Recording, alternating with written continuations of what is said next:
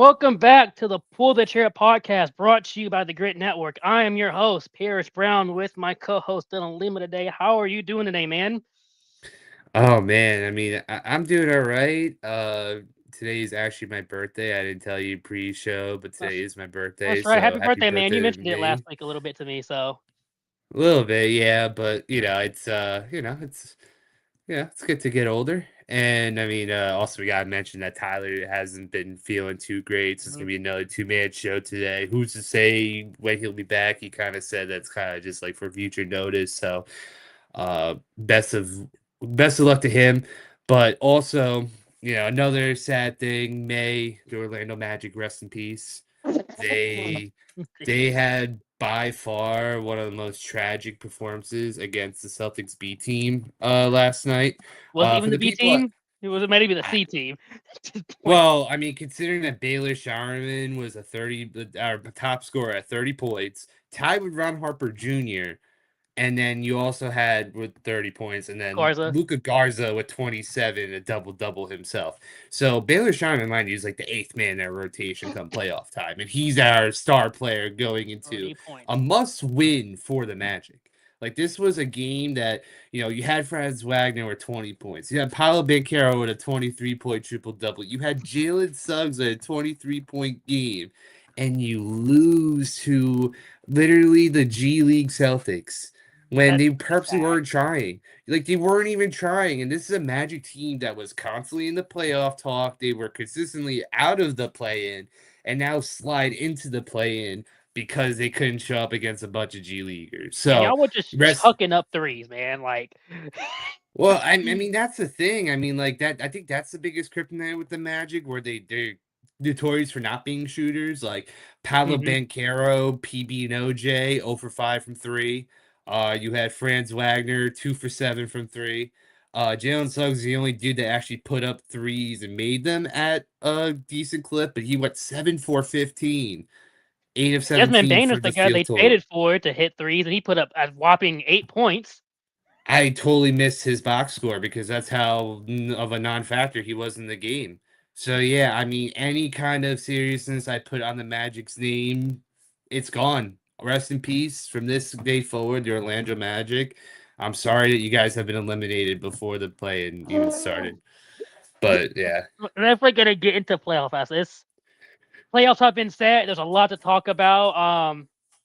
Kind of even though it has nothing to do with basketball, rest in peace, Garrett Crochet giving up 10 runs in the first 2 innings for our Red Sox. I'm a Red Sox fan, and I just watched him.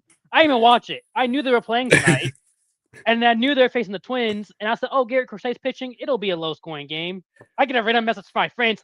The Red Sox are just losing. I'm saying, "Oh, on Crochet Day." So I go to look, 11-0, second inning. I said, "On it was not Crochet his Day?" day. I mean, like, look, the Red Sox are about as tragic as any team in baseball because, like, again, Boston comes with high expectations of winning, and they've had plenty of that in the past. But it's very obvious that this Red Sox team does not care about, or at least the upper management doesn't. They're kind of just running this as a money laundering front because if this is the best that you can do with one of the biggest markets and teams that are just legacy, like if talk about legacy teams, the Red Sox are there, then yeah, I mean they're cooked. It's April 13th, and the Red Sox are cooked. Like you're losing to the Twins by 10 runs. Like I'm sorry, it's over.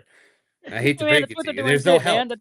The Twins are 9-7. Okay, hold on. Let's not talk too The bad about best the Red thing, Sox the this man. best thing that the Red Sox did last year was trade their star Rafael Devers. They were mediocre at best. This Red Sox, John Henry did what they do best and ship off their best player, and somehow it magically worked. So that's only positive reinforcement for John Henry to look at the rest of his Red Sox teams like, man, who else am I going to trade to spend less money on this team? Because we're not going to win. We're going to play above our standards, but we're not going to win. And then it's just on to next year. So it's just like, yeah, I could. It's just, yeah, all around tragic I for the Red could we Sox. we could go on and on about Boston sports. Him being a Celtics fan, me being a Red Sox fan. It's just two different, obviously Boston sports. But let's get into the NBA. I'm going to start with this week again, as we have a lot to talk about with NBA playoffs. So we got a lot to talk about with our predictions for the NBA awards. So before we get to that, I want to mention finally, after 2.5 dreadful years, Doc Rivers is not the coach of the Bucks anymore. But not from the Bucks. like the Bucks getting rid of him. He's stepping down as a head coach, and he's still gonna get paid his $40 million next year. Well, I mean, dude, it was funny because a news report came out recently that Doc Rivers told someone to Google him, and now someone to Google him and say that he's no longer the coach of the Milwaukee Bucks. What is he, But Chris Benetti? Like, come on now. yeah, I mean, like, look, he is the quintessential like when you look at a head coach that coached as long as he did, and is just so much of a one-trick pony as he is. It's like, I mean, like, look, as a Celtics fan, like that 2008 championship, he was the head coach of. He always gets the glory for that. But since then, no one has ever ridden off a single season like he has, where he's just every single stop he goes to, things just fall apart. Same with his Bucks team. I mean, Giannis had a big hand in getting Giannis in the Bucks, and he replaced a coach that was going 30 wins and 13 losses. Yeah. What happens? They turn to a losing team. They outright just don't even make the playoffs. And then this year they're not making the playoffs again. So, like you could talk like Doc Rivers can talk big all he wants. And I mean, surely there's gonna be another team that's gonna grab him because it's Doc Rivers. He's been a coach already for on the Hall of 40 Fame. years. Hall of Famer Doc Rivers on his 35th team. He can't get anything right. Hall of Famer himself. How can you say no to a resume like his? NBA champion, coach of the year, Hall of Famer, choke several 3-1 leads. Like, what can you say? What can you say? What do you want? What more do you want from Doc Rivers, man? And this dude took over of a coach that was 30-13, the coach that had them win a championship, and in his 2.5 years, he has a losing record with the Bucks at a 97-103 record, and a losing record in the playoffs at 3-8 in the playoffs. So he's losing in the regular season, just good enough to make the playoffs, and he's losing in the playoffs themselves. Granted, they both beat into the Pacers. While last year, I can kind of understand the Pacers. The Pacers went all the way to the finals, but the year before that, with Giannis and Dame, you still lost. It was like, okay, so y'all they can't even get past the first round in the playoffs. You did nothing. I mean, it says a lot to the dysfunction of the Bucks because they've been long in need to blow up as far as an organization goes. Because it's like, I mean, we're clearly doing we're clearly just like we're past the point of like thinking that Giannis and the Milwaukee Bucks are going to work out. I don't know how else you could put it. I mean, look, he's a fantastic talent. He is someone that on his best days, he can be an all NBA talent. I mean, he's not at his peak powers anymore, but he's still someone that could still give you well above 20 points a night, maybe give you a double-double and be elite at the rim because he's still that. But he's so he's so like just like I don't know. There's no other way to explain it outside of just like it's just done. You're giving him so much money. Milwaukee is not a franchise that could attract talent into the league and to the team, and then you just constantly just have this cycle where it's like, all right, I'm only here to see Giannis. We're not bringing anyone else. We're not going to contend. We got to move on. It's either that or you let him go for free at this point because this is just a constant back and forth, and it's just ridiculous at this point. So that's the big question of what if you're in the Bucks, what do you do after the season? Because obviously we're finally getting rid of Doc Rivers. That's the big thing. So now you got problem A done. Doc Rivers got that out of there. So problem B, Giannis Antetokounmpo. Do you keep that man, or do you get rid of him? Because in my eyes, at this point, you get rid of it all. You got rid of Doc Rivers finally. Shouldn't have been there in the first place. Probably need to get rid of Darvin Ham too. I don't know why he's there. He brought over Darvin Ham. That was just another bad stuff they did. Need to get rid of him too. But get rid of Doc Rivers. I think it's just time to restart. Get rid of Giannis while you can because obviously the injuries are starting to pile up. He's starting to get injured a little bit quicker. This whole thing at the end of the season where he was talking about how he wanted to play, but the coach shut him down because there was no reason to play him at the end of the season. And now Giannis wants to do this whole be the good guy that he wants to play after doing the whole trade deadline thing. It's too much at this point. Again, if I'm the coach, I told you you're not playing. You can tell me, you healthy, you want to play, you want. I'm the coach. I made the decision not playing. That's it. I just think get rid of him while you can because, like I said, with the injuries starting to pile up quickly, if you don't get rid of him now, it's just going to go the amount you can get for him is going to keep going down at this point. So I just feel like you have to get rid of him now while you can get a good amount back still and just restart the team. You got Ryan Reynolds. I'm not saying Ryan Reynolds is just a superstar player, but he's a good player this year. He definitely improved a lot. He's a good player. You at least have something. I mean, it's tough because you're reaching at straws at this point. I mean, Damian Lillard couldn't play at all this year. Kyle Kuzma was also supposed to be one of like the next guys that was supposed to help Giannis like move on. Because I mean, again, everything since the NBA championship they won was just like, how do we continue this? And clearly, they blew most of it up. I mean, you still have Bobby Portis, you still have Brooke Lopez, those old friggin' bigs. But like again, Getting rid of Drew these Holiday was aren't. the biggest problem. Getting Well, rid of Drew yeah. Holiday. Yeah, I mean, Drew Holiday has shown to be an elite defensive player. He could still score. I mean, like, again, won a championship with the Celtics since leaving Milwaukee. He's been one of the best players on the Trailblazers, not named Denny Avdia. And, I mean, in like, as far as just like, again, just knowing the market you're in, understanding that you guys aren't in LA, you guys aren't in a place that you can't really attract talent. You have to be a place that can develop it. You have to be a place that's willing to like maybe it's drafting or maybe it's finding those blue chip play not blue chip is the correct term, but just the players in other teams that maybe aren't valued properly and be able to develop them into those types of players. And Giannis was like their one golden goose. They got lucky that no one is scouting in Greece and got Giannis, because if that didn't happen, we would still be talking about the good old days of Kareem Abdul-Jabbar and the Milwaukee Bucks.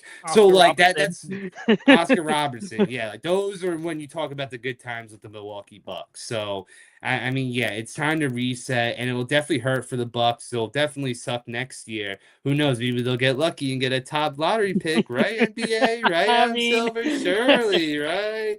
So listen, we'll never honestly, know. how this all works, I feel like they only get that top lottery pick if Giannis stays. If they get rid of Giannis, they're not going to give it to him. Like, okay, who cares? Well, no, wait. But we just saw the Mavericks give up Luka Doncic and got the number one pick. So they got to give up Giannis to get the number one pick. Following that logic, Anthony Davis left the Pelicans. Who'd they get? They got Zion Williamson right after they gave up Anthony Davis. Well, see, that's the thing. You have to give it up to the Lakers. That's the problem. Obviously, no one wants Giannis to the Lakers. So maybe that's part of it. You have to feed the Lakers mafia to get a number one pick. But like, if that's what it takes, maybe you just have to sell your soul to the Lakers. I mean, I don't know. I mean, like, what else? What other choice you have? This is the draft to do it, I guess. I mean, last year it's with the Mavericks, they get Cooper Flag. You see what Cooper Flag's doing this year. So with all the talent supposed to be coming out this year, I mean, this is the year to do it, I guess. Like, why not? Why not take the shot? I mean, the trade deadline sadly passed. So, I mean, look, you have some time in the postseason when you're maybe like when it's a new season. It's not like you the get Lakers to are the draft. Well, yeah, I mean, they're kind of cooked. I mean, like, I mean, we have some Lakers fans at the Grid Network that are talking sweet about Luka Doncic and the Lakers, and now they got now they definitely got a rude awakening, considering now you gotta rely on a hobbled LeBron and Bronny. Bronny, Rui, and DeAndre Ayton. LA, you guys are in good hands. Who they just signed, so. My fault for not knowing about that. Yeah, that's on me, because I know he's gonna be a solid rotation player when they need him most. Well, less minutes they have to give Bronny, the better, right? Well, that's what that is. Yeah, I mean, hands up. That's on me, man. That's on me. I should have known. So before we get to the next one, since we're gonna go into the NBA playoffs, again, and since we're in the NBA playoffs, we're gonna definitely be able to talk about your team. Have you seen Tyrese Halliburton recently, man? Oh, the shingles situation? Yeah, you gotta like. I kind of just found out about this, but apparently he gained a bunch of weight from this. Like, I have no idea what's going on with him. So Tyrese Halliburton, he just talked about it. I didn't even know if he was gonna mention it or not. But he pictured getting taken of him. He's a real social guy, so like he's out doing stuff. So he got shingles. What, a month or two ago? It's been a while because he was watching all the games. He had gone to all our games to that point. And then he got shingles, so he stopped going to the games because he was talking about how painful it was. I was like, okay, I mean, that's how bad the Pacers are, that our injured player is still getting re-injured. Like, that's the Pacers here. Like, what is going on? But apparently the medication for shingles has made him gain a lot of weight. He's at apparently in Game 7. He just mentioned about it today. In Game 7, he was 180 pounds. Now, granted, with him being injured with this injury, I was sure he was going to gain some weight, put on some muscle. But he's at 230 now because of everything. Oh shit! Damn. And he talked That about was how the shingles medication, because before the shingles medication, when pictures were coming out of him, he was buff. You could see his arms got bigger, but like you could tell he was in shape. He was just buff. yeah. Now he has like the Zion Williamson neck. Like his neck is huge now. And it's just like, and everybody started talking about what happened with him. He literally came out and said the medication he's on for shingles made him gain a lot of weight. And he's lost an eyebrow from it. I said, what is going on? I said, I'm about to never see this guy ever again, man. Yeah, apparently there was like he's getting like rashes or something on his face. Like this was something that was like his whole body. From my understanding of shingles, it's like old man chicken pox where you're just getting bad rashes, you feel sick, you can't really do much. And And normally like opens to people 50 and up, and this dude is 26. yeah, I mean 50 pounds in a year, like that's not good. I mean, I would imagine like I mean that's definitely not like that's not normal. Let's put it that way. It's definitely not normal, Yeah. not something that our star athletes should be doing. And Tyrese Halliburton doesn't strike me as the type of dude that would like goof off per se. Like, I mean, yeah, Right. look, you're an NBA star, you're gonna party, you're rich, you're gonna go and do shit and have fun. But like, he doesn't seem like a dude that would just stop all basketball, rehab, and everything, and just magically gain 50 pounds. And So, from paying yeah, attention to him, it really seems like him not coming out and saying that it's the medication. I can definitely see that because until like a month ago, I mean, he was practicing. He was in the. He was. You saw videos all the time of him in the gym, him shooting around, and you could, like I said, you could tell he got buff. And his arms were bigger. He was a bigger guy. So okay, he might go to the rim a little bit more, but he wasn't like big. It was just like okay, he got buff. The last couple of weeks is like, oh yeah, he's put on some weight. And so, granted, luckily we still have a whole off season to go. So like, he still has time to fight it. But it's like, man, obviously the battle is tough for him right now.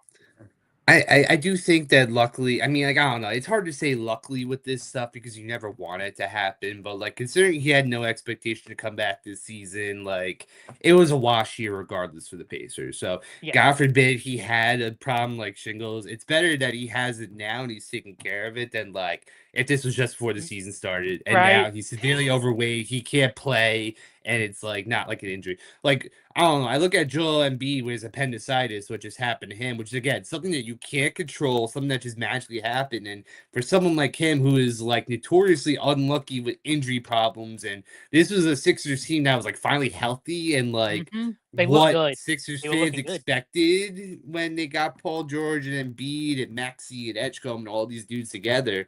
And now you lose your main guy now to appendicitis of all things, which is crazy. So I Yeah. don't know what's going on. It's just like random illnesses, like all this crazy stuff. It's Gotta strange. pray This for year everybody's has been health, man. strange. Everybody's health is just I don't know we're going away. Like I said, what a year for the Pacers. All right. Obviously, last year we lose Halliburton in Game 7. Miles Turner leaves, which at this point, thank God. Yeah, that happened. But like we go into the season, we lose Nimhard, we lose Neesmith, Matherin gets injured, and then obviously we trade Matherin, but Matherin gets injured, Murphy gets injured, we get G League players, they get injured, and now Halliburton gets shingles. Okay. Yeah. It's like a plague over Indiana right now where it's like there's gonna be raining frogs, there's gonna be, there's water's gonna turn red. And Coltac Daniel Jones was doing good. His ACL goes away. He's done. It's like all this for IU football to win. That's what happened. Caitlin Clark went down. Just got leaked. Just everything. Yeah, I mean, like, look, there are some truly cursed cities, but yeah, IU, at least y'all can hang your hat on that. Fernando Mendoza, you're gonna be number one pick, man. You're getting there. I mean, he had some controversy. He had some controversy. The group chat got a little crazy with what was going on with him. I suggest you look it up. I think I don't like to talk about politics too much, so it's like one of those things. But like, I mean, again, Indiana always somehow finds a way for some shit to mess up. So it's like, I don't know. It's crazy. I mean, like this year in general, I mean, there's been so many insane storylines. I know we want to do a little bit of a wrap up. Like that's going to be towards the end of the show of like crazy storylines that happened this year. But I mean, again, it's just this season's a gift that keeps on giving. Even at the end of the season, we have ridiculous injuries and illnesses and Yeah, to everyone. No one's safe. it's really it's going up to everyone. So just at this point, praying for everybody's health, especially now that we're in the playoffs. You don't want to see anybody get injured during playoffs. You want to see the best basketball. So now that we're getting into that, let's we'll wait. We'll wait. Well, I want to save playoffs to the very end and go into the award races before we get to the playoffs, because there's a lot to talk about with awards and who's going to win this. And I want to start off with the big one, the MVP. Now, the MVP, from what I've seen, is between really Shai, Wemby, and Jokic. Those are your big three. I mean, low-key, as much as I don't want to give it to him, I feel like you have to still. I feel like Jokic still deserves it. Unfortunately, really? Wow. I don't.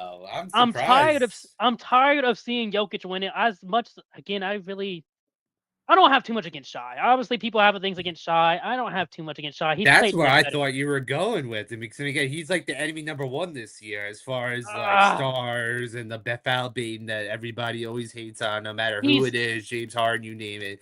You know, he's like gotten better. To me, and from watching him, he's gotten better with the foul baiting. I think about a year and a half ago was when it was at peak, and it was terrible because this dude was sliding on his knees, throwing up shots. What the fuck are we doing? That's why I got pissed, because like, what was that? Nowadays, I can deal with it because one, it's not as bad, and two, it's more of he's great at getting people out of position. That's what he does. He has a great mid-range shot, which I give it that. If he gets in the mid-range, he's deadly. And I mean, he just gets you out of position. And if you get out of position, he gets you. It still can be annoying, but he does get you. But he's not doing the sliding on one knee, shooting off of one leg, falling backwards for no reason. It's like, okay, now you're just doing stupid stuff. So I can respect it more. The reason I don't want, I think Jokic deserves it, but I just don't like it because he does this every year. And every year he deserves it. He's like, every year he deserves MVP. But it's the LeBron argument. We're having the LeBron argument over again. I mean, like, Jokic leads the league in rebounds and assists per game. The whole league, not his team. The whole league in rebounds and assists. He's not top 5 in points, though. He's like kind of like high 20s, I believe. I don't have his 28. Exact... Still a game though. Which is still fantastic, and it's like he's still someone that, you know, he's just a brick house in the paint. You are not moving him. He will swat you if need be if you get in his area. I get it. I just think that storylines play a big part, because like it's not like, you know, like, I mean, I feel like now, especially with sports, it's really have became like, yeah, you're good and all, you put up the stats, but like, how do you make us feel? Who, like, is your team outperforming everyone? And I mean, like, look, I think Shai's a boring choice. He seems like the bona fide favorite on every single betting line. I bet, like, betting that you could look at, you're gonna see Shai at the top, and I think it's deserved, because I mean, again, he's one of the tops in scoring. I mean, depending on if Luka's gonna get credit for the scoring champion or not, Shai would be the runner up. And you look at this Thunder team and they are practically unstoppable. And it's like one of those things that, like, he's the leader, he's the person that every single night he's not only putting up 31 points per game, but he's very efficient at it. Like, he's not just chucking shots. I mean, we've seen school like Luka Doncic, for example. He's way more of a shot chucker. He is someone that, you know, like, I think that efficiency could sometimes be like misleading, where like, you know, of course, when you're a high scorer, you're going to take shots and you're going to miss a lot. That's just natural. But the way that Shai can amazingly put up like 15 shots in a given game and still get to 30, and granted, he does put up free throws, but funny enough, Luka per game has more free throws than Shai, which, you know, is always the scapegoat.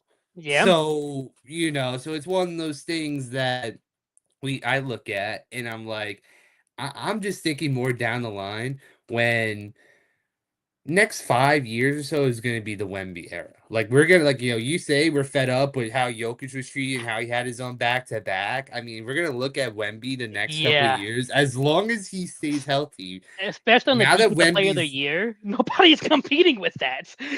no, no, no, no. Because I mean, again, because it's like Depoy for the longest time. It's like if you're the best player and the Depoy, you're gonna be MVP. Like like we have like Rudy Gobert was a Depoy for many years, but he was kind of like the filler Depoy because none of the best players during this time were particularly elite at the defense like Gobert was. But Wemby, he is capital E elite at defense. Like from the paint to where he could swat you from the 3-point line if he's close. Like again, I've said it before, but the fact that I've seen players take shots they would normally take because Wemby's like just in reach to tip it is insanity.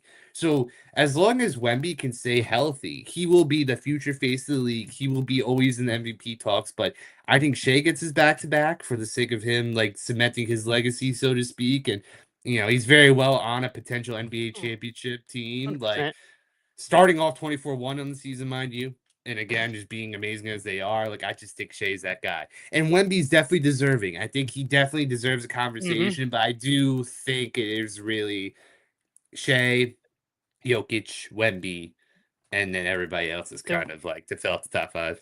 The 2 reasons I put Jokic just above Shea in this year, because obviously Shea is averaging more points. That's a given. He's one of the scoring leader. But again, Jokic is averaging 13 rebounds and 11 assists a game. That's way more than Shai is. Obviously, I'm not going to compare him rebound wise. I'm not expecting Shai to get rebounds, right? But like even assist wise, Shai's a point guard, and Shai's averaging 7 assists a game, which I mean, just under 7 assists a game, which that's still really good. 31.7 assists, like that's really good. But 28 points, 11 assists, and then we talk about obviously we talk about efficiency. Shai is shooting 55% from the just 55% from the floor, and he's shooting what 39% from 3. But then you go what's to his free Jokic, throw split? Sorry, what's his free throw split? And free throws, Shai is shooting 80. I know it's in the 80s. Where'd it go? 86, 87.9. So 88 basically. Oh, okay. I was thinking he was gonna be borderline 50, 40, 90, but he's not. So never mind. He's 88. But Jokic, you look at his efficiency, Jokic from the floor is shooting 57% from the floor. And he's shooting 38% from the 3-point line and 83 from the free throw. So it's like, other than free throws, Shai is a little bit more consistent with free throws. Jokic is as efficient, if not a little bit more efficient than Shai is, while putting up more rebounds and assists. It's like, how do you, as a center, how do you do that? I mean, I think the beauty of Jokic, right, is that like, I mean, again, he has such a unique play set because again, he's someone that scores pretty damn well. He's your number 1 scorer. He's has the body of like a mini Jabba the Hutt. So again, every board within his reach, he's grabbing it. But I mean, again, the assist is what puts his game over the top because again, you've seen throughout the years many centers be not graceful at all with the basketball. But like I think the best way to explain Jokic is like a polar bear on ice skates because he's just a massive dude that can spin. He'll have your nice post game to fake you out, and he'll do a whole lot of nothing and then chuck up a shot at 23.9 seconds and knock it down. And again, he's cold in the clutch. He was able to beat Wemby in a primetime game recently. And that's what cemented for me was that game right there. Him versus Wemby, and obviously them two both went at it. Goes into overtime, and then he hits the game-winning shot over over Wemby to win the game. Who's going to be defensive player of the year for the next 7-8 years? Yeah, it's like if Wemby can't stop him, nobody's stopping that at all. No. It really is like, I mean, like, so I think it's like one of those things where it's like, all right, Jokic had his time. He had his like, what, he had 2 or 3 in like 4 years. So, what was it, 3, right? Yeah, 3 and 4 years. 3. It was? I'm pretty sure he has 3, yeah. Yeah, so he's set on the MVPs. So, you give Shai his 2. Yes, and Andre's 1000% correct. He's a victim of his own success. You get used to it. No matter how good you are, you're there. We acknowledge you. But I mean, LeBron's the same way. So now that Shea got his one, and the Thunder at the peak of their power. Shea's gonna get a second. And then, And and then Wemby's again, gonna come along. it's gonna be Wemby's time. It's gonna be Wemby's time very soon. We're seeing a lot of these like of our stars of the previous generation finally hitting their twilight.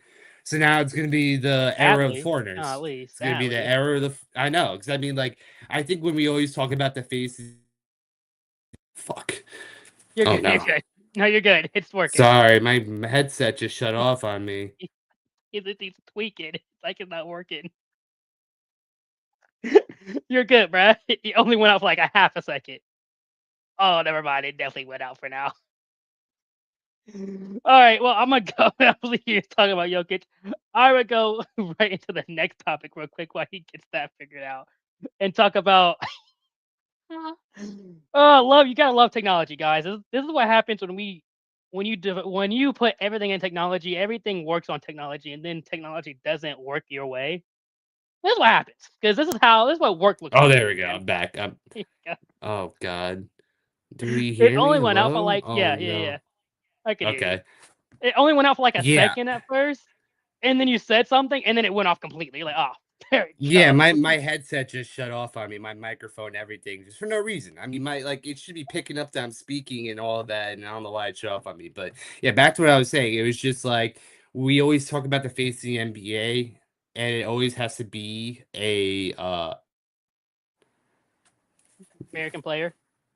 Yeah, this dude's yeah, tripping. American player. Now He's losing it. it's gonna be all Europeans. Yeah, sorry, I'm sorry. I'm like all stuck in my headset. So yeah, now it's gonna be the year of the Europeans, the era Europeans, and all that. So yeah, now it's your turn to take the floor. This dude's tweaking right now. So I was just saying, this is what happens when everything revolves around technology, man. This is what happens when I'm at work uh trying to fix stuff and we have no internet. Like, how are you supposed to fix stuff with no internet? It's so funny. yeah, I don't know But what the hell happened with me, but I should be fine now. going to the next award, I'll talk about is what's the big topic? Rookie of the Year between Cooper Flag and Con Knuppel.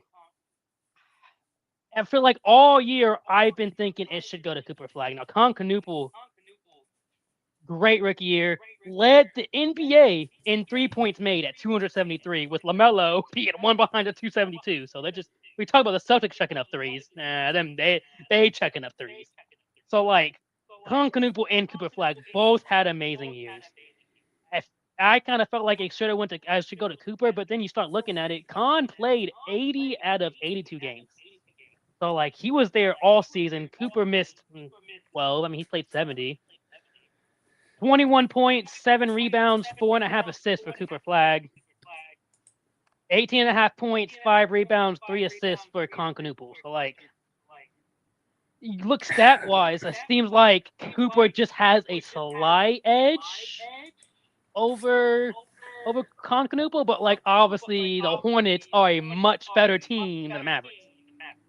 Funny enough, I think rookie year is one of those that is unique to like it doesn't rely on the team's performance as much because again, rookies don't really get the same load typically.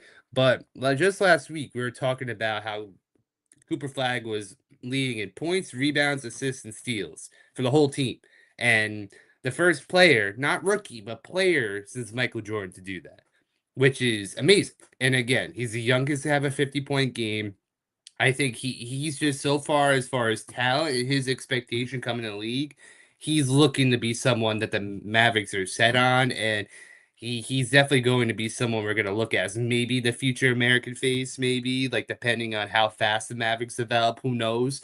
But I think Con Knuppel, the big thing with him was the fact that I think the best way you look at his game is that he was an elite 3-point shooter and he was able to put up a lot of the other stuff too. But for me, I don't know. I feel like he wasn't particularly elite at anything. I think Cooper Flag was able to show in times, especially with how bad the Mavericks were, that he can be truly elite, head shoulders above everyone else. Because even with the Hornets, a lot of times it was Brandon Miller shouldering the load. It was LaMelo LaMelo. Ball shouldering the load. So like, I feel like the Hornets as a unit were way better. And I mean, Kyle Knuppel, again, elite 3-point shooter, one of the best 3-point shooting performances ever for a rookie as far as the season goes. But I think That Cooper man has Flag's got it. shot that this year, Con Knuppel rookie year shot 42.5% from the 3-point line this year. Yeah, spectacular. I That's mean, insane. But when it comes to like field goal percentage, Cooper Flag does have him beat. Cooper Flag shot 47 from the field, and actually pretty even. Con Kumu shot 47.5, and Cooper Flag shot 46 points. So barely. Con Kumu actually well, what's barely the has them beat. attempts? What's the volume on attempts? Like who's shooting more than the other? Cooper was 8 out of 17, and Con Canupa was like 6.4 out of 13. So Cooper I definitely mean, that's shot. a big difference. Yeah. That's a big jump.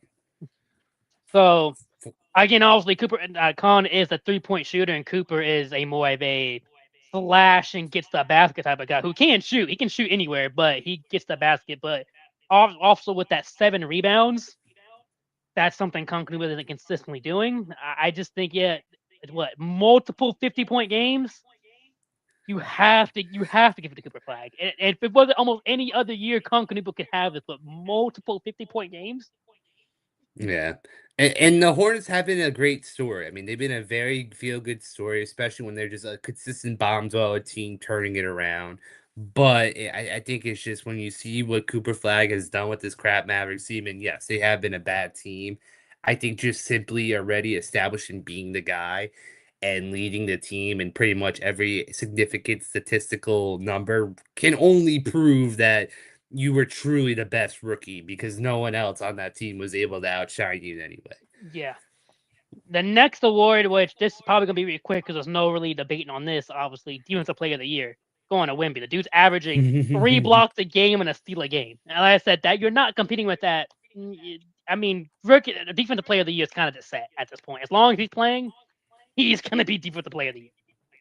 I'm gonna sound like a broken clock, but it's just like you're not safe around him. No matter where you are on the court, if he's within like a 2 foot radius of you, he's gonna use his 8 foot reach and just swat it away. And again, having the grace of the guard at the size of 7 foot 4 cannot be understated because it's just not normal. Like I remember when the Celtics drafted Taco Fall, who was like a 7'6" guy, which is again 2 inches taller, but was actually like a real center size guy that was actually big and he could barely move. He was not someone that you could reliably have for long periods of time. And a lot of times with very tall centers, you reach a point as far as a human where you're too tall for your own good. And Wemby had the blood clots last year, which is kind of a concern, but this year, luckily, he seems to have gone past it and doesn't seem like it's going to be a recurring issue for him. So, again, it's just a matter of can he stay healthy? So if he stays healthy, it's future DPOY for 5 years at least. He's going to destroy Gobert's DPOY record, and for good reasons. I mean, again, no one likes him. And no one wants to admit that he was a good defensive player. So why not let's just have Wemby sweep him for like 5 years in a row and then forget about Rudy Gobert? I'm all for it. Sounds good to me because that's the only time you ever heard about Rudy Gobert was at the end of the season. Oh, Defensive Player of the Year is Rudy Gobert. You're like, oh yeah. Rudy Gobert. It's like you can say 50 bad things about his games. Like, hey man, but look at his DPOYs. He was really good around the rim. It's like, yes, man, sure, okay. So last 3 big awards that we're gonna talk about. Coach of the Year. Now, we kind of talk about this, so I know where you're gonna head. I mean, you got to stand behind your team. So I will let you take it with Coach of the Year and who you have. I mean, like, look, I'm gonna keep it short so I don't sound like a ad nauseum homer, but I mean, the way that Joe Mazzulla took a gap year Celtics team and turned them into a number 2 seed team, like, again, it's like we lost Kristaps, lost Drew Holiday, which are crucial players of their finals run. You lose Tatum because he ruptures his Achilles, and honestly, I don't think anyone really expected Tatum to come back. He only came back because the Celtics were contenders. And look at the Pacers. We are Tyrese Halliburton tore his ACL, granted a little bit later, but still in the playoffs. And look at us. We are the second worst team in the league. So yeah. And Jaylen Brown is the only star for this season. Like he was putting up MVP type numbers. He's a top 5 MVP. Like I would say he's 5th on the MVP in my opinion. Like I know people would probably put Kate Cunningham over him. People probably put Luka over him before he got his whole injury and everything. But Jaylen Brown was right there. And again, he had no stars around him. You had Payne Pritchard, you had Derek White. Namias Cato was the number 3 center on the roster last year, became a fantastic starter overnight. And then a lot of these young guys who otherwise never really played on the team all stepped up and became crucial pieces. Luca Garza was a throwaway for 4 years, and then all of a sudden came to become a solid rotation piece. Dropped 30 Um, on the Magic, you know. yeah, I mean, like I think last night was the icing on the cake because you took a bench team and beat a starting team, that a playoff potential starting team, fully healthy with Yeah. backups. Like, there's no other way you could put it. I mean, like, Paris, please talk about someone else that's not Missoula. Like, I know, like, I feel like Missoula, I think you agree with me, but like, who else can we brainstorm that maybe should get it? The only other coach I can firmly say can put up a competition with Joe Mazzulla is JB Bickerstaff and the Pistons head coach. Just because, and granted, the Pistons were good last year. Last year they were the number 60. They were 44-38. So it wasn't like they're a bad team. They were good, but they took that 44-38. Saw this East Conference that was wide open because again, the Celtics are even supposed to be here. So the fact that they're here again, kind of surprised. It was really the Knicks, the Cavs, and what else was going to be the East. And they saw that. Had Cade Cunningham get injured at the end of the season, he missed a good 2 weeks. They lost a total of 3 games without Cade Cunningham and go 60-22. And they were first place in the East, start to finish. Like, there was no fighting for it. They were number 1, beginning of the season number 1, end of the season number 1. Lose Cade Cunningham for 2 weeks, stay number 1. So, like, that's the only other coach I can say really can put up a fight with Joe Mazzulla. Because, again, Pistons were a good team. It wasn't like they're a bad team, but they took that and ran with it this year. Like I said, just the Celtics, I mean, the Pistons were a good team that you didn't think would just be this good. The Celtics were this what they weren't supposed to be here at all, and they number 2 in the East. So like, yeah, and I think I do agree with you right now.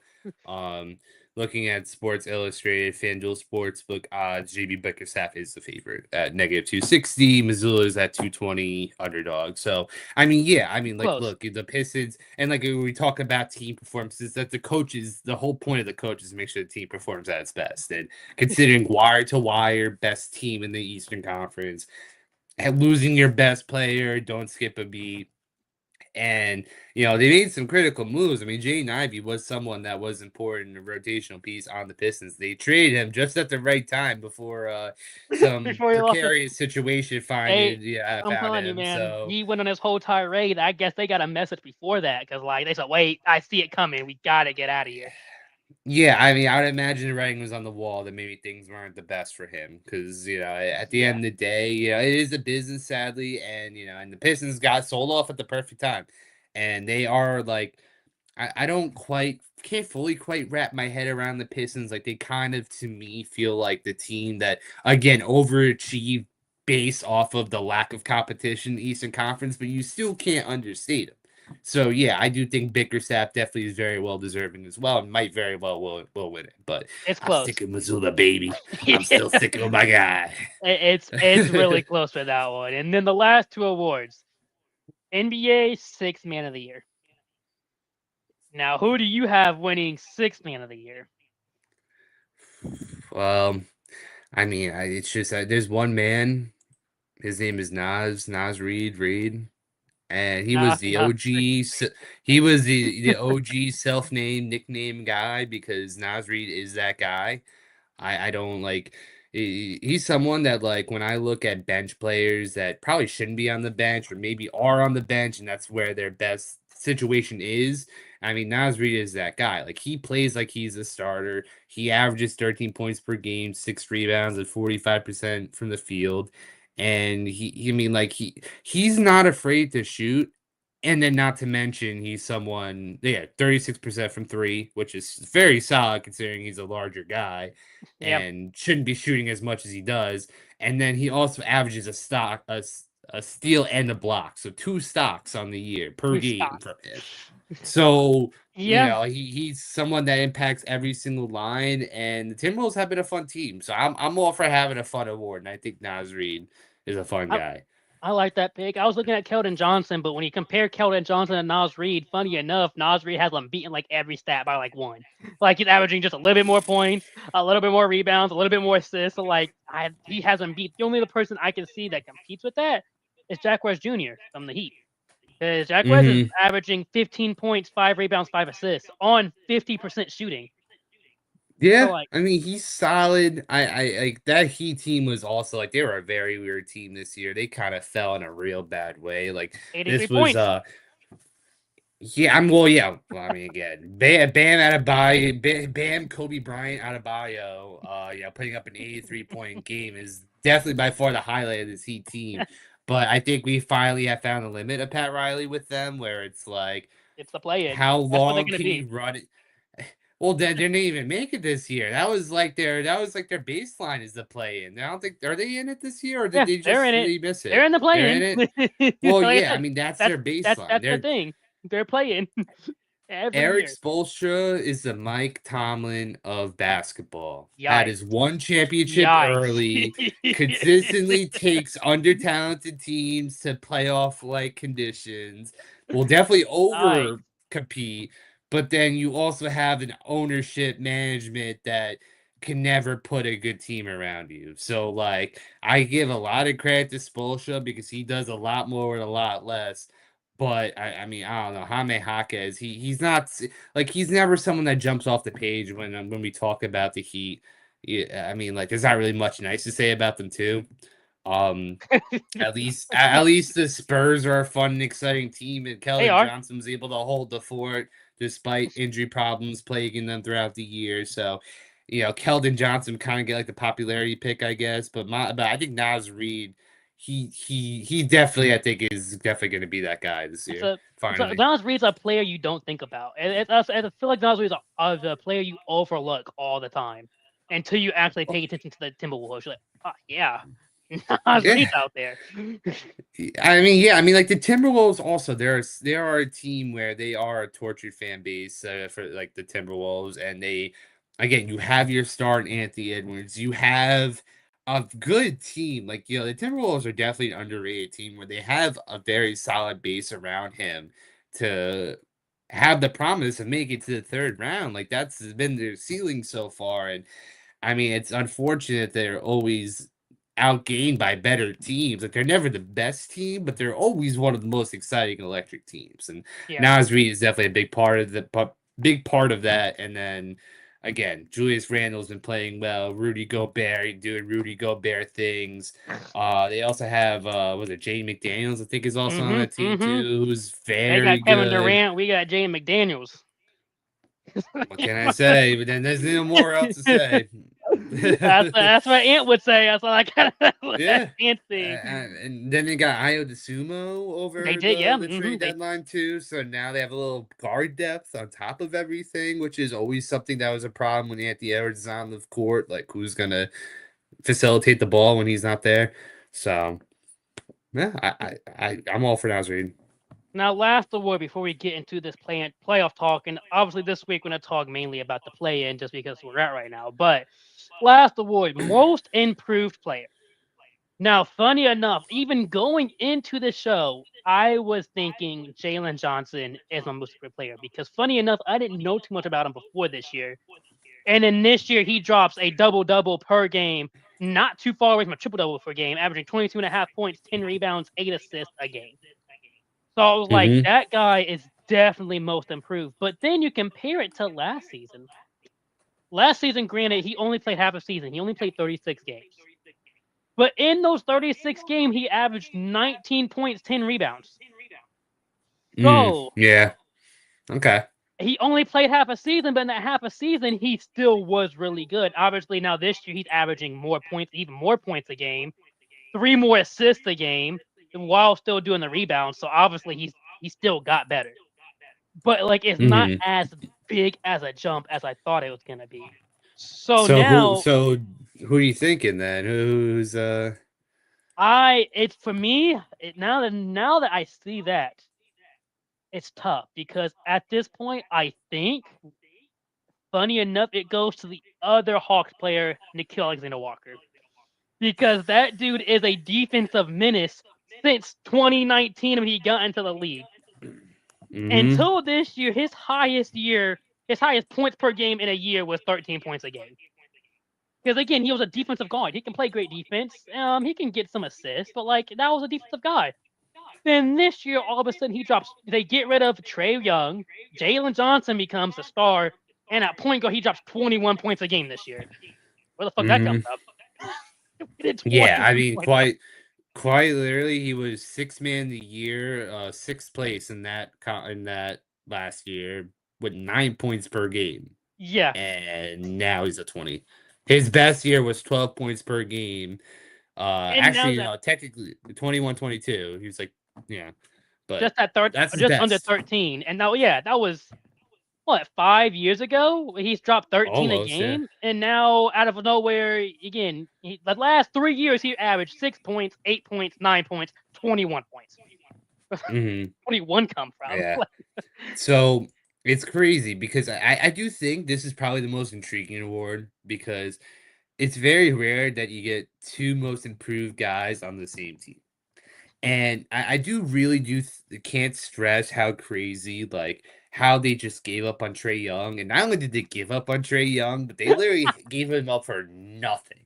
The Hawks looked at their team of Alexander Walker, Jalen Johnson, Onyeka Okongwu, were like, Dyson okay. Daniels, cool. Dyson Dan, who can't shoot for shit. I mean, mind you, he's someone that is amazing on defense. He can score sometimes. And when you look at his 3-point, like I want to look at his 3-point numbers, I may throw up live, and that's something no one wants to see.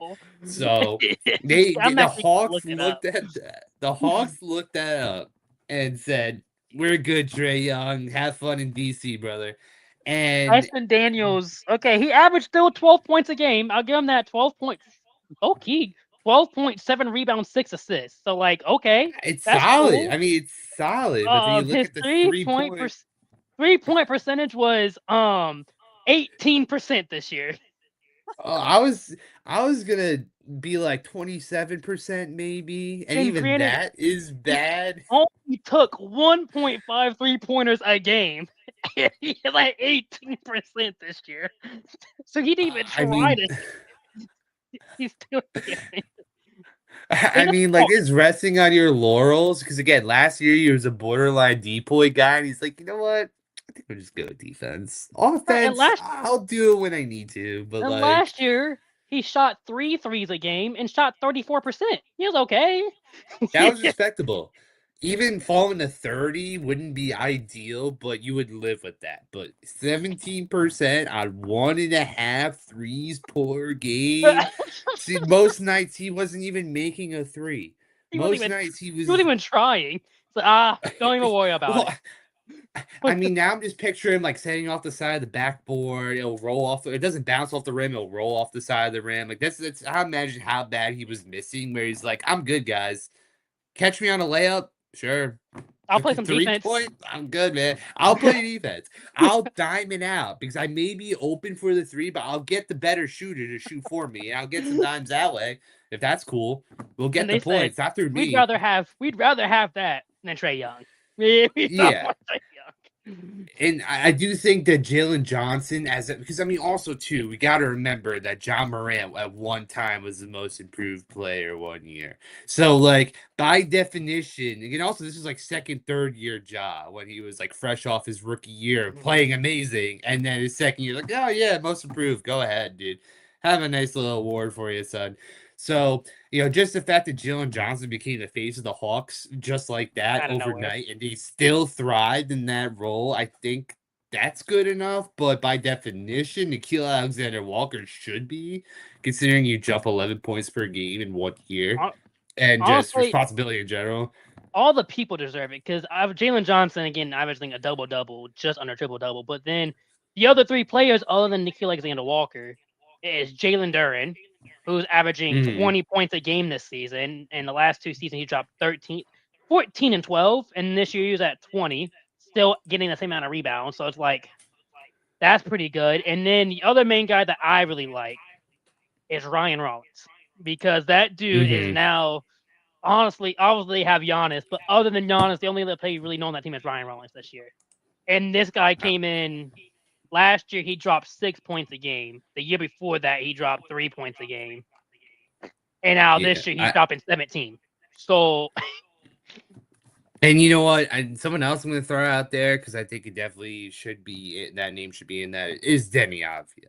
Like again, no one thinks about the Trailblazers. No one ever really respects them in any meaningful way.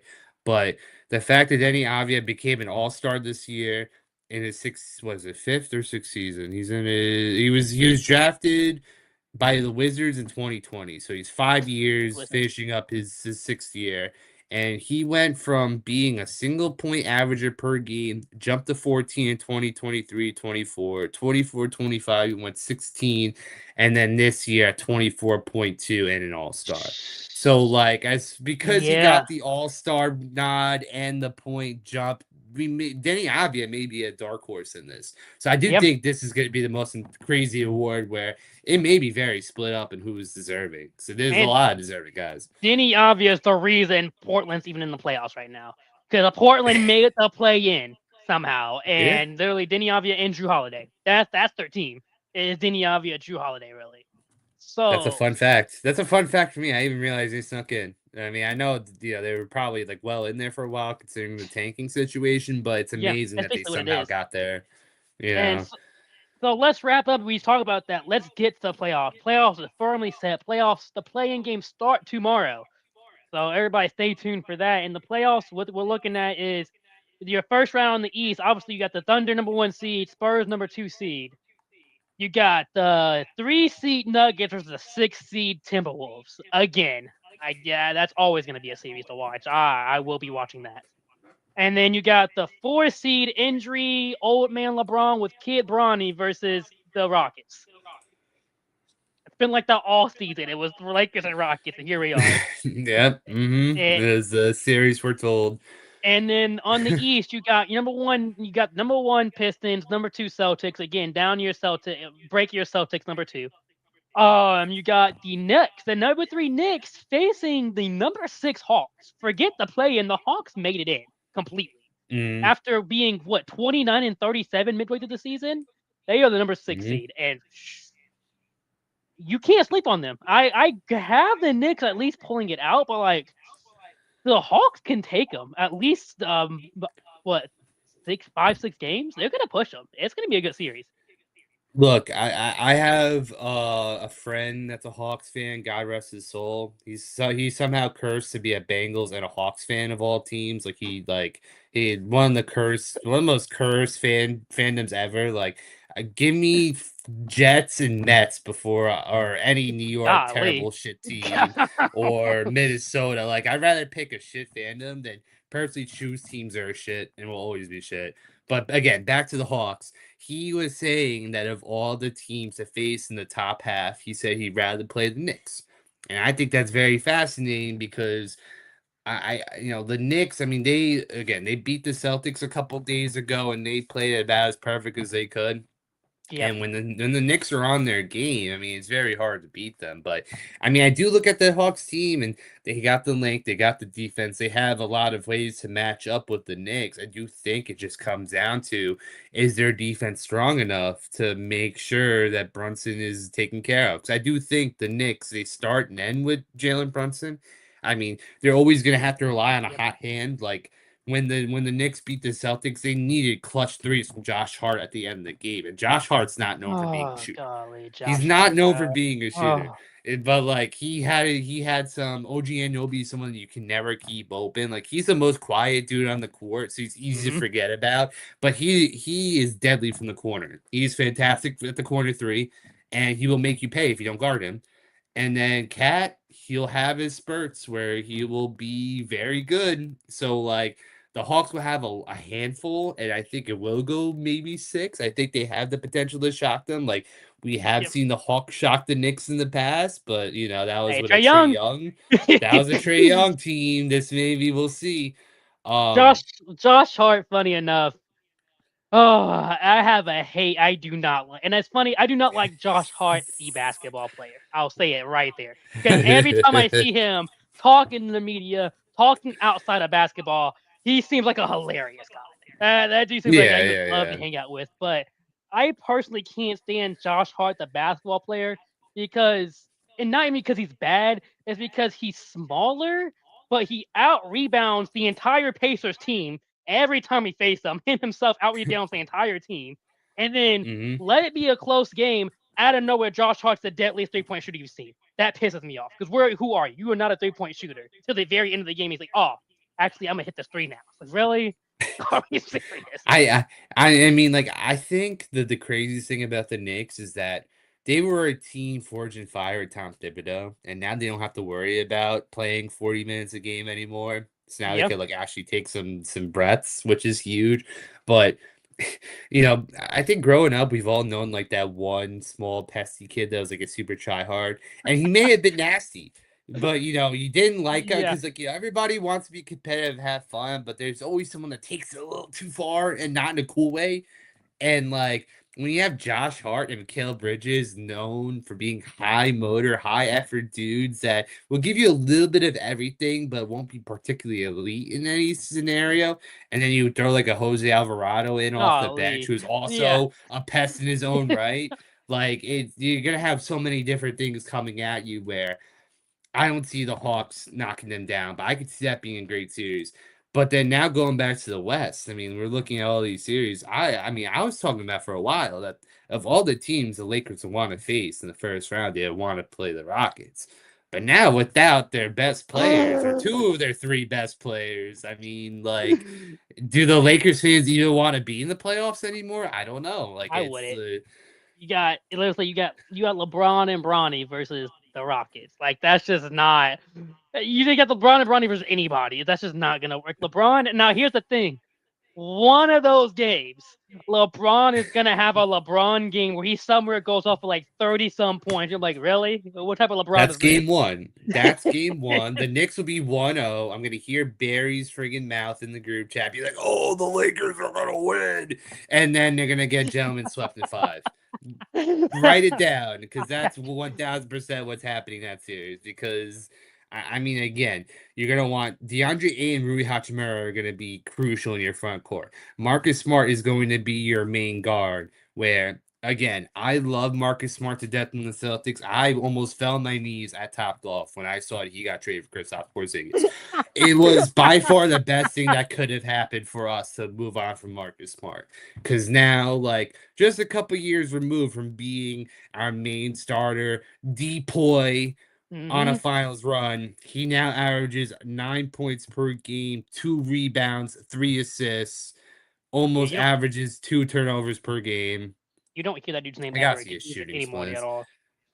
I gotta see his shooting splits, bro, because he's also someone that's known for chucking the ever living shits out of the basketball, and it But killed he me can't shoot. 4 years. He can't shoot 39% from the field, from the 33 from field. three. Oh God, from the field. 39 from the field. Three. So he takes 3 shots and he makes 3 shots, takes 7 on average. He shoots almost 5 threes per game, and I'll be Golly. generous and round up and say 2, but it's 1.6 to 4.7, Why is this which dude? is a very generous roundup. But he's He's a always shot 33 way too many per. threes. What player he was. Look, I mean, there was one year where he got the single game record for threes made for the Celtics. I remember that game. He had like 10 or 11 threes. Like he was that one night, he was God from I remember three. that. But I do he's been remember that. chasing that. He's been chasing that ever since.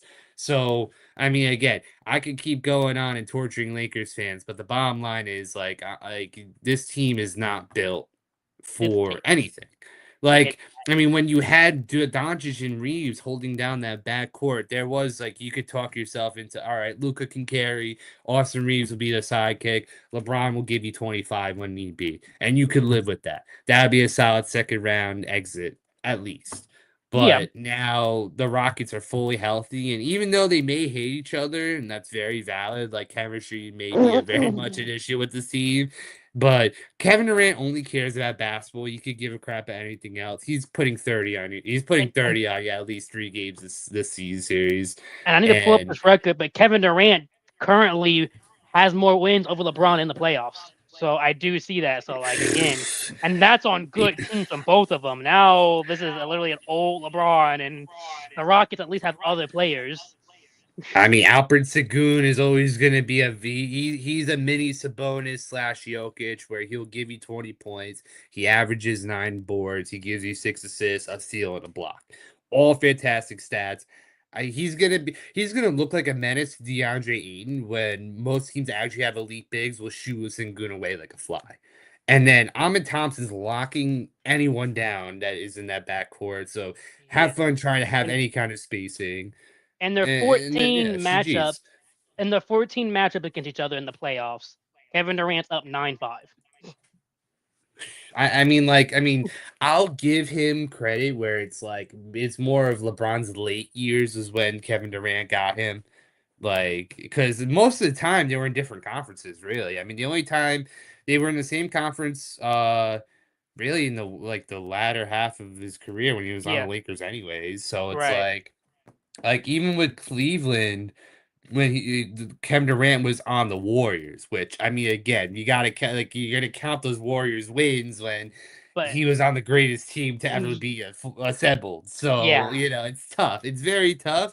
But give me Reed Shepard. Give me Jabari Smith. Don't give Hey, me Jake don't Laravia. give Kevin Don't Durant give me Jabari Jake Smith. Laravia.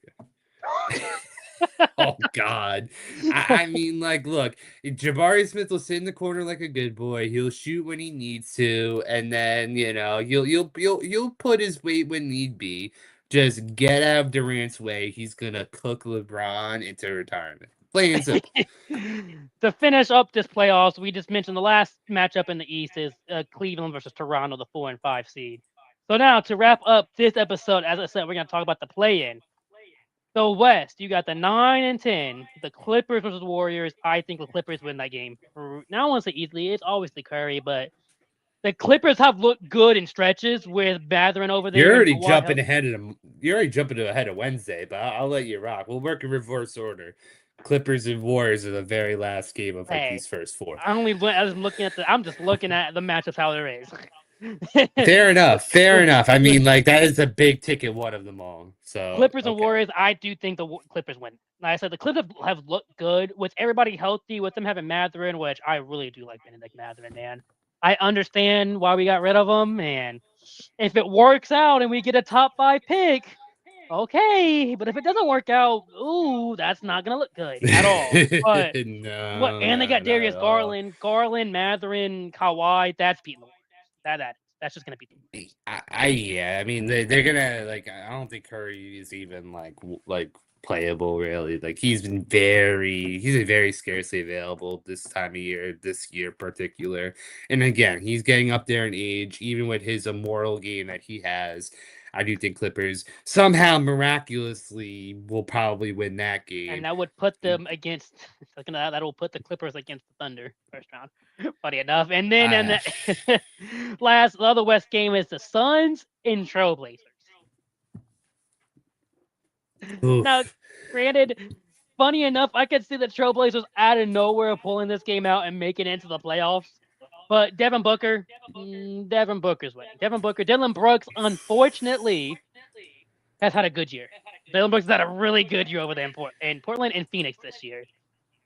Jalen Green's been okay, so like I could see it, but I was talking very ill on the Suns team going into this year. I mean, again, this is not a likable team. When you put Dylan Brooks, Grayson Allen, Jalen Green, all on the same team, things typically aren't supposed to work out well. But through the power of enough. being menaces and having someone like Devin Booker, who no matter who's around him is going to ball out and be a fantastic scorer. I don't think the Trailblazers has enough to work on them. But then it comes down to, right? I think we come to agreement with the Clippers going ahead. Suns versus Warriors. Do the Suns go through or and the Warriors fall out, or what do we think? Well, the Suns the Clippers and Warriors are 9 and 10, so if the Warriors lose, they're out completely. Right, that's why I got that wrong. I got this wrong. Oh So no, if no, the it was the Suns, 7/8 game. So yeah, 7/8 seed game. Whoever wins that plays the 1 seed. Then the loser plays the winner of the 9th and 10th yeah, game to determine which the means 8th seed. that means the Trailblazers at this point will be facing the Clippers. Honestly, I think the Clippers should win that. Oh, you have the Trailblazers over the Suns, you're saying? I thought we were just talking about the Suns. I Well, thought we were in agreement with the Suns. yeah. So that's what I was saying. I say the Suns win over the Trailblazers and they move on. So that's then the Trailblazers are the 8 seed. The Clippers and Warriors are the 9 and 10 seed. Funny enough. So that means the Trailblazers. What? Yeah, the On Trailblazers would. ESPN.com, I see otherwise. ESPN, I Oh, see Warriors, Clippers, 7th, 8th seed. I see interesting. Portland, Phoenix, 9th, 10th seed. Let me check See, the standings again funny enough, because I feel like. I'm looking at NBA.com. NBA.com have the Phoenix and Oh Trailblazers 7 and 8. yeah, what the And hell? hey, don't trust ESPN, bro. No, ESPN's no, no, tripping. no. ESPN, yeah, ESPN's crazy because yeah, they have the Suns, Trailblazers, Clippers, Warriors, and then on the schedule they flip the title. Yeah, ESPN's a really dog crap piece of media, huh? All right, my fault. I'm so sorry. So yeah, I'm telling you, so ESPN yeah, gave you pick, and okay. they said the Warriors, no, they gotta be 8 seed. We can't count Curry out. Dude, So that genuinely broke my mind. ESPN.com is flat wrong with the schedule. They totally like. they just Oh lied to you. wait, no. Oh wait, no. I you know what? Actually, I'm reading it wrong because it's actually on the bottom. I was reading above. And it's like Trust they me, have the that's how Miami and NBA has it Charlotte and above then too. underline. NBA Yeah, has that's them weird. above too. They have it weird. But yeah, so I have Phoenix winning, Okay, which means okay. So Phoenix 8th seed, they would go and face the 2 seed. So they're gonna be the lower seed technically. So Phoenix versus San Antonio. 7th seed. And, Yeah, they'll be the and, 7th seed. They'll take San Antonio. Okay, and then you have Trailblazers losing and the Clippers winning. So the Clippers facing the okay. Trailblazers. I still have the Clippers beating the Trailblazers and having to face the Thunder in that 8 spot still. Yeah, I think we're in lockstep about that. I don't think we have to go much further. Trailblazers are overall an underwhelming team anyway, so like it's amazing they even got this far, in my opinion. So yeah, Now I think that's a good pencil in for those. wrap it up. East. Now this is the more exciting thing for me is the East. Not the 7 and 8 seed game. I actually don't care about the game. The 76ers and the Magic, I don't really care. Funny enough, I don't care, but I actually don't know who's going to win that game. Couldn't tell you because 76ers are missing Joel Embiid. The Magic just got embarrassed by a C team Celtics. But like, I mean, you're not alone. If I am to trust ESPN, they're saying tickets are as low as $20 in Philly to go to that game. So you're not alone in saying you do not care about this game.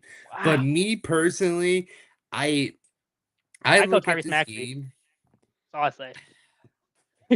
Yeah, I mean, it's like, look, I mean, Magic are gonna die by their lack of ability to stretch the court.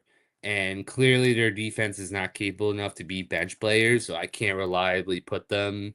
Even without Embiid, Paul George is gonna just have lunch, especially when he's been healthy. Like usually this time of year, Paul George is beaten and broken, but he's actually healthy thanks to having that drug test fail during the season. And again, Max has been averaging 28 points.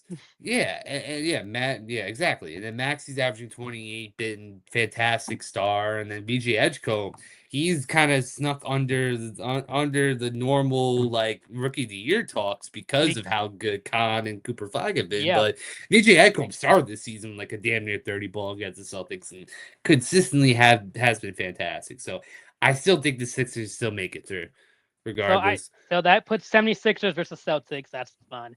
And then you got Hornets and Heat. Let me tell you, I want this Hornets team to be so good, man. I do. I haven't beaten the Heat. The Heat, whatever. Unless Bam goes up there and drops 83 again, which I'd be shitty. The Hornets should win. I think the Hornets should win. They should beat the Heat. The Hornets should go on and beat the Magic in the second round and go into the playoffs. I so badly want to see them win a series too, but like against the number 1 Pistons and Cade Cunningham gets rest too, that's just not gonna happen, unfortunately. It just won't. No. I mean, look, I'm willing to ride or die for the Hornets too. Like, if we're gonna just say screw the analysis and just go straight into like who we want to get in there. I know we've been riding hard on the Hornets, and the matchup predictor according to ESPN has 73% overwhelming over the Heat, and for good reasons. Yeah. So I mean, again, Norm Powell is your only All-Star as a Heat. Bam Kobe is done after his 83-point game. Bam Kobe is good on his impact. And then Tyler Hero kind of came in late. I know he started on the injury list and hasn't been. Oh, he's been all right, but like he's had better seasons. So like I don't know if you can reliably trust Tyler Hero in this series, or at least in this game in particular. Like, when you need one game, like so I could agree with you. Hornets go through, and then I think the Hornets will just ride the momentum and just knock out the Magics. Again, I already had my soliloquy on the Magic. They're done for. They had their chance. They were steady in that playoff run all year and then crashed out because they just don't have. I mean, they get points, but for some reason, despite them not outscoring teams, they can't defend either, apparently. Which So they're supposed to be a good defending team, and they just yeah, I mean, if you can't score, especially if you can't shoot threes, and you can't defend reliably, how am I in any good faith beat anyone? And maybe I'm very much a prisoner of the moment, but like even if they do snatch that 8 seed, they're not beating this Pistons team. I'd much rather watch the Hornets and all the excitement around them in that 8 seed than watch a floundering Magic team maybe get swept out. And did you see that Hornets Pistons game at the end of the season? That was a heated game. They were bickering back and forth. Low-key, almost a fight broke out in the middle of the game.